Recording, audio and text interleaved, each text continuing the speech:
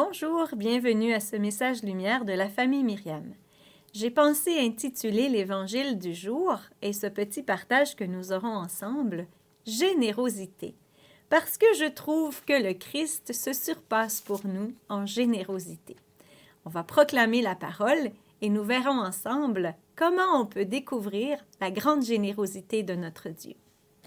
En ce temps-là, Jésus disait à ses disciples, « Je vous le dis, quiconque se sera déclaré pour moi devant les hommes, le Fils de l'homme aussi se déclarera pour lui devant les anges de Dieu.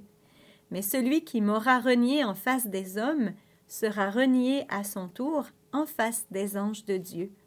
Quiconque dira une parole contre le Fils de l'homme, cela lui sera pardonné. Mais si quelqu'un blasphème contre l'Esprit Saint, cela ne lui sera pas pardonné.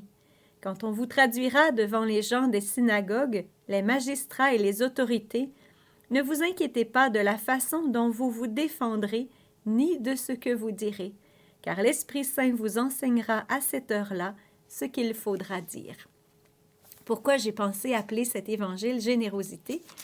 Parce que lorsque nous nous déclarons pour le Fils de Dieu devant les hommes, lui se déclare pour nous devant les anges. C'est encore plus.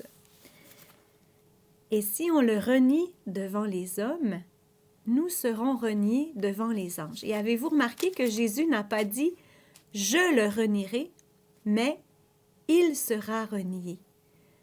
Parce que le Fils ne fait rien de lui-même. Il est avec le Père et le Saint-Esprit. C'est pas Jésus qui va nous renier. On est libre. On le verra plus tard. Mais si on blasphème contre le nom du Fils, cela nous sera pardonné. Mais Jésus ne peut rien si on blasphème contre l'Esprit Saint.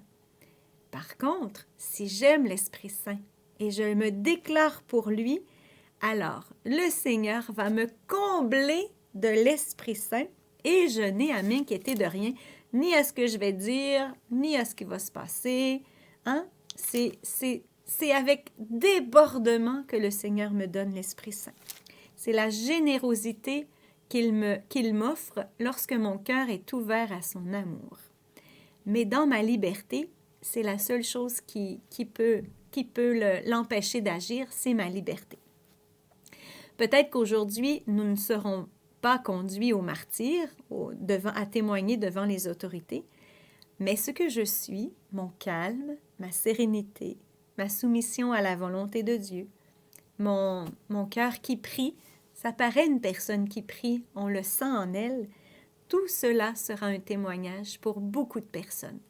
Juste le fait de rester calme dans une file, ça parle à beaucoup de monde. Il y avait 2 petits frères qui attendaient dans la file d'un aéroport et il y avait trop de monde pour l'avion. Alors eux, ils sont restés bien calmes et ça a attiré l'attention. Ils ont changé d'avion, ils ont attendu quelques heures pour avoir un autre avion. Mais quand ils sont rentrés dans l'avion, l'agent de bord qui les avait vus être bien patients leur a donné un traitement de faveur parce qu'il avait été touché, il avait vu que c'était un prêtre et un frère, il avait été très touché de leur attitude. Alors, ils ont eu un traitement de faveur dans la classe économique où ils étaient. Ils ont eu plus d'affaires.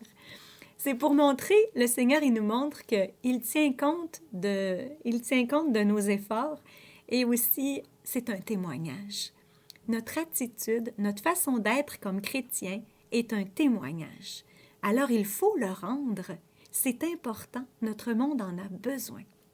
Alors, aujourd'hui, je te propose, et à moi aussi, un petit plus de générosité, un petit plus de patience, un petit plus de sourire, un petit plus de bonté pour que le Seigneur puisse témoigner à travers nous et l'Esprit Saint viendra à notre secours.